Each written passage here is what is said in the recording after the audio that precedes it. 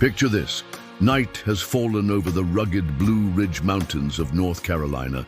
You're perched at the Brown Mountain Overlook, mist swirling just above the ridgeline. Suddenly, a glowing orb, red, orange, maybe even blue, appears, drifting silently across the darkness as if searching for something lost. You lean forward, heart pounding. What you're witnessing is one of America's most enduring mysteries, the Brown Mountain Lights. For over a century, the Brown Mountain Lights have hypnotized observers. From small pinpricks of light to orbs the size of the moon, the displays dance, split into clusters, hover and flicker, often after rain, with shifting colors and erratic behavior. Some describe cone-shaped forms, others liken them to silent fireworks bursting in mid-air. Early documented sightings date to around 1910-1913, coinciding with the arrival of electric lights and the extension of railroads in the region. One prominent report in September 1913 noted lights appearing just above the horizon at precise times each night, credited to a local named Anderson Loven. In response, the U.S. Geological Survey dispatched D.B. Sterrett, who determined the lights were simply locomotive headlights, synchronized with train schedules. Then came 1922, when geologist George R. Mansfield conducted a detailed investigation. He used an Alidade telescope and mapped the lights to distant railway curves or to car headlights, finding that roughly 47% were auto lights, 33% train lamps, and the rest brush fires or stationary lights. Atmospheric refraction likely amplified or refracted these lights, giving them eerie motion and color shifts. And yet the lights persisted, even when trains were halted by floods in 1916. This fueled speculation and birthed folklore. Tales of Cherokee maidens searching for fallen warriors, ghostly slaves with lanterns, or the torches of a heartbroken bride. Modern legend sometimes credits pre-1910 sightings to native traditions that lack independent verification, suggesting that much of the backstory may be creative invention rather than ancient lore.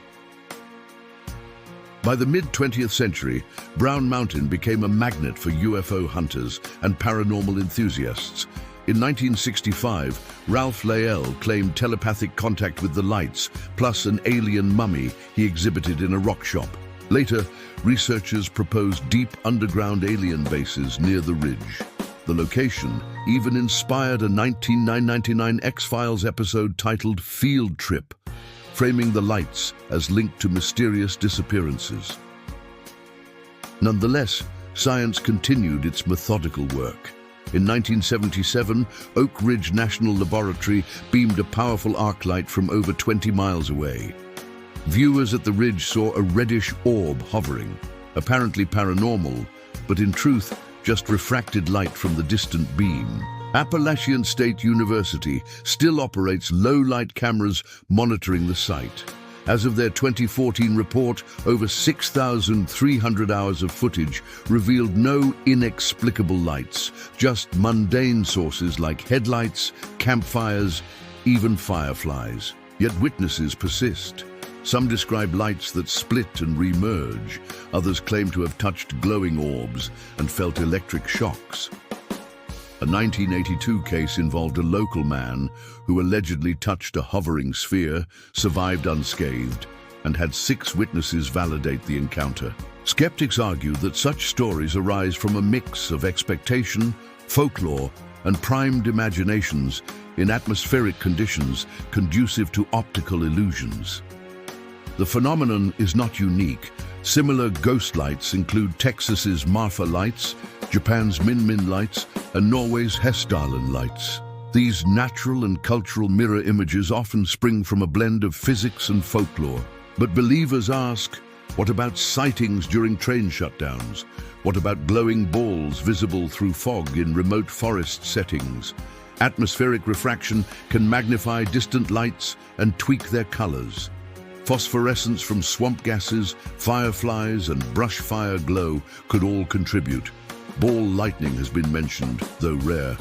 Importantly, Mansfield identified a small percentage, about 3% of lights as unexplained. That leaves room for the unknown, but not necessarily the paranormal. Rather than a single source, the Brown Mountain lights likely arise from multiple causes.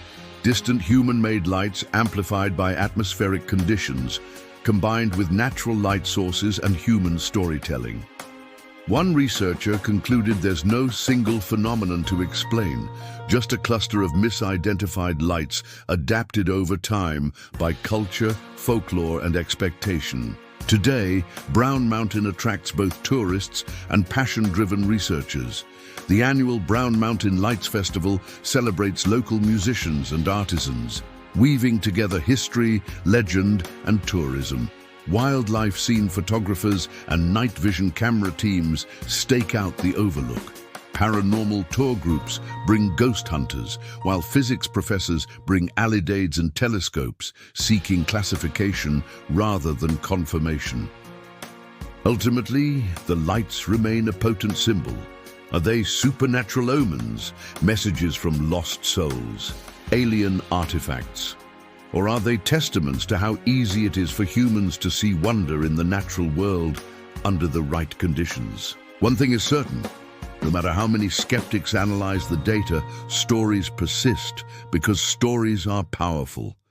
And the night is long, especially when illuminated by an otherworldly glow. So next time you find yourself under North Carolina's night sky, standing at Brown Mountain Overlook or Wiseman's View, ask yourself, could a distant car or train really inspire that spectral glow? Or might you just be witnessing the fragile boundary where science meets wonder? Let us know in the comments. Do you think the Brown Mountain lights are a natural phenomenon or something truly unexplained? If you found this video intriguing, make sure to like, comment and subscribe for more mysteries from around the world. And don't forget to hit the bell icon to get notified about our latest videos.